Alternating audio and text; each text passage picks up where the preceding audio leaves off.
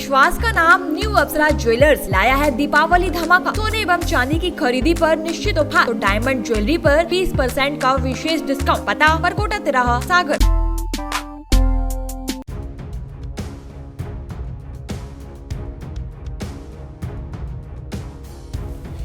एक रिटायर्ड फौजी युवाओं को फौजी की ट्रेनिंग देकर उन्हें भारतीय सेना के लिए तैयार कर रहे हैं।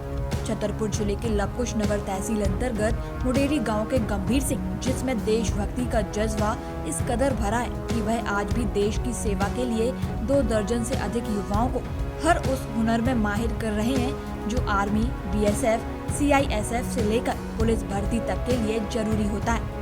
बता दें कि गंभीर सिंह की सोच ये है कि हर उस फौजी को रिटायरमेंट के बाद कम से कम जो जगह वह खाली करके आया है उसे भरने के लिए एक फौजी जरूर तैयार करके भेजना चाहिए जो उसकी जगह देश की सेवा कर सके। गंभीर का दावा है कि अगर उनके बताए मुताबिक युवा बेसिक ट्रेनिंग ले लेते हैं तो फिजिकल भर्ती में उनका सिलेक्शन निश्चित ही होगा।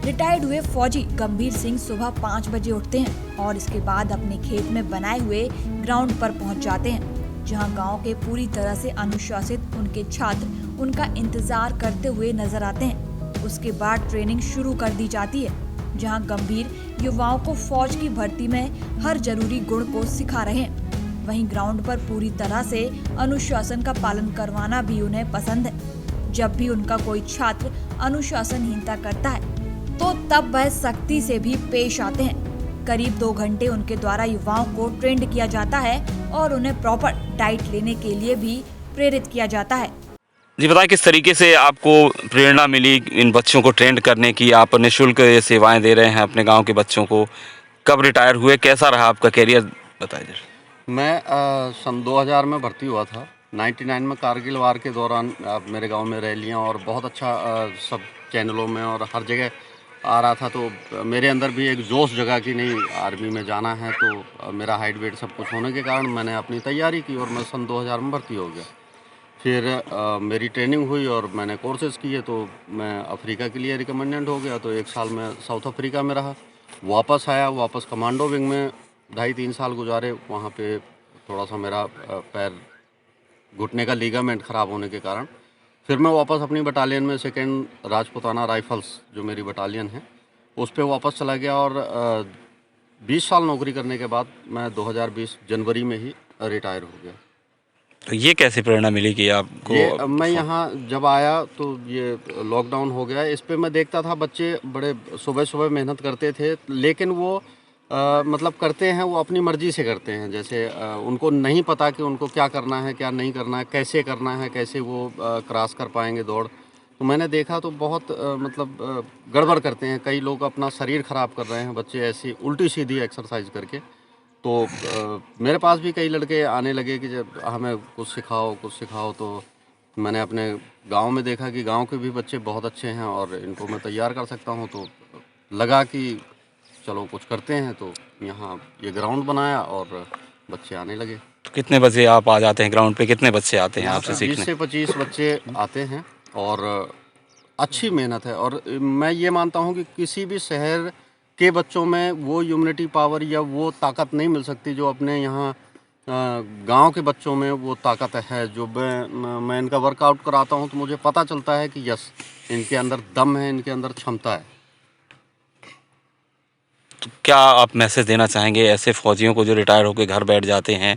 आपने एक नई शुरुआत की है, निःशुल्क आप सेवाएं दे रहे हैं बच्चों को कि कोई फ़ौज में जा सके, तो अपने जैसे और फौजियों को क्या आप संदेश देना चाहेंगे? मैं उनके लिए यही कहूँगा कि अगर वो छतरपुर डिस्ट्रिक्ट, पहली बात तो ये लगता है कि ये सबसे थोड़ा सा पीछे है। जैसे मैंने पूरा अपना देश घूमा, बाहर घूमा, तो थोड़ा सा ये पीछे है। और ऐसा लगता है कि अब अगर छतरपुर डिस्ट्रिक्ट का कोई रिटायर है या और कहीं का भी रिटायर है तो वो अपने घर पे ना बैठें, अपना जीवन ख़राब कर रहे हैं। जितना अच्छा जीवन वो जी के आए हैं उसी जीवन के चलते या अपनी जगह जो वो खाली करके आए हैं उसके लिए कम से कम 2 4 10 नहीं तो एक बंदा तो अपनी जगह पे तैयार करके ज़रूर भेजें, ताकि वो आपके गुण गाए या कुछ भी आपकी मेहनत सफल हो, जितनी आप मेहनत करके आए हैं।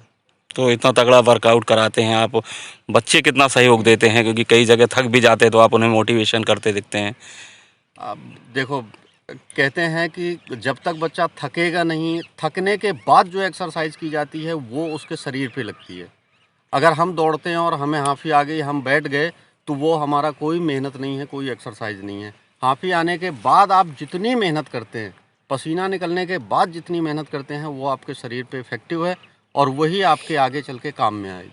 तो आप इतना तगड़ा वर्कआउट कराते हैं, फिर उसके बाद घर में इन्हें कितना, इनके घर वाले कितना सपोर्ट करते हैं, क्या मैसेज देना चाहेंगे घर मैं वालों इनके को? पेरेंट्सों को यही कहूँगा, और इनके पेरेंट्सों के नहीं, जिनके भी बच्चे मेरे पास नहीं आते या जो भी अपना मेहनत करते हैं, वो सभी पेरेंट्स बच्चों से ज़्यादा उन पे ध्यान दें कि बच्चा ठीक है, बच्चा तो ध्यान दे रहा है अपनी मेहनत के ऊपर, पेरेंट्स को भी ध्यान देना चाहिए उसकी डाइट के ऊपर, उसको देखना चाहिए, ध्यान देना चाहिए, उससे पूछना चाहिए, उसके टाइम टू टाइम उसको खाना, उसका क्या खाया उसने, कैसे खाया, क्या नहीं खाया, क्या खाने के लिए उसकी ज़रूरत है, जैसे ड्राई फ्रूट है, चना है, या उसका पेट भरा रहे बस।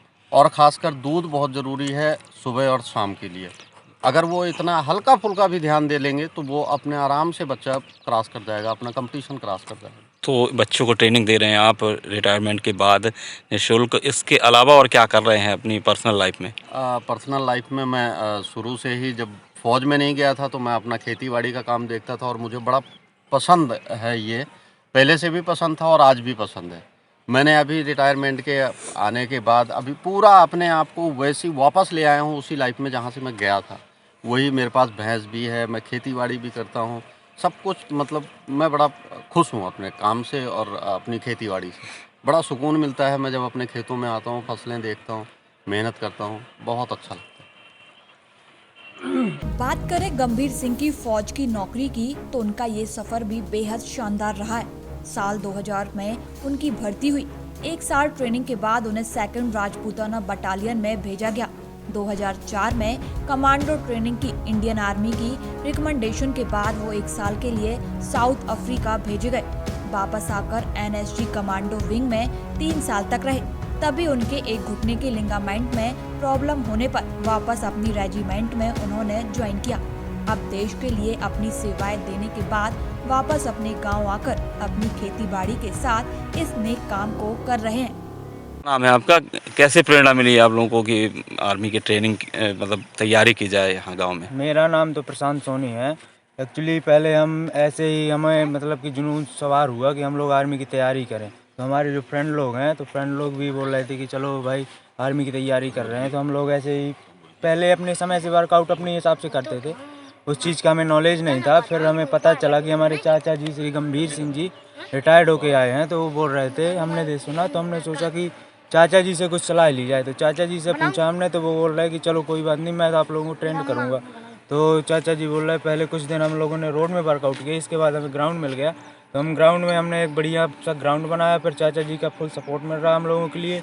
अगर उनका आशीर्वाद रहा ऐसे ही, तो हम लोग ज़रूर आर्मी में जाने का जुनून है हमारे अंदर। और हमारे माता पिता का भी बड़े बराबर से सपोर्ट है और हमारे चाचा जी का बराबर सपोर्ट रहेगा।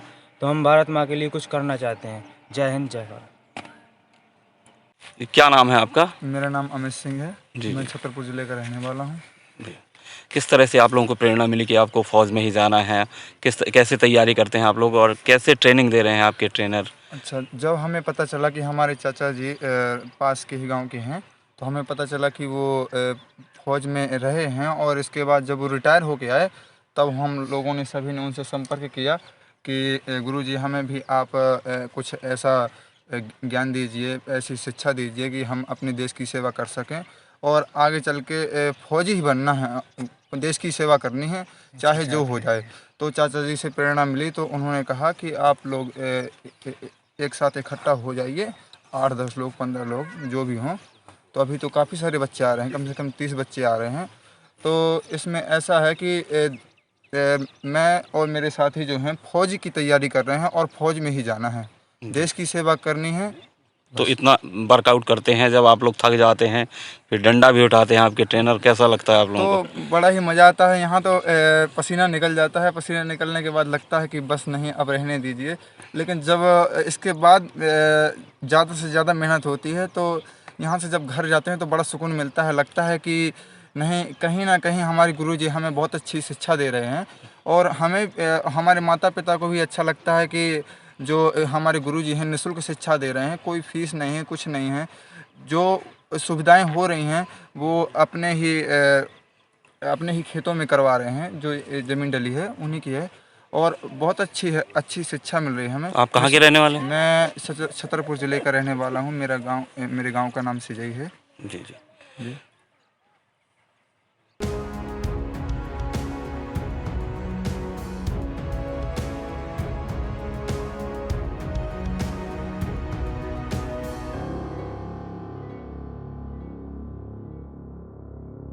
सागर टीवी न्यूज के लिए छतरपुर से लोकेश चौरसिया की report.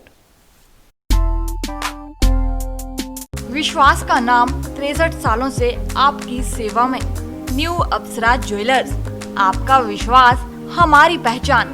Diamond jewellery, gold jewellery, silver jewellery और सभी प्रकार की ज्वेलरी हमारे यहाँ उपलब्ध है। एक बार सेवा का मौका अवश्य दें। तो पता याद रखिए, परकोटा चौराहा, सागर, मध्य प्रदेश। हमारा नंबर है 9425172041, 8720040283।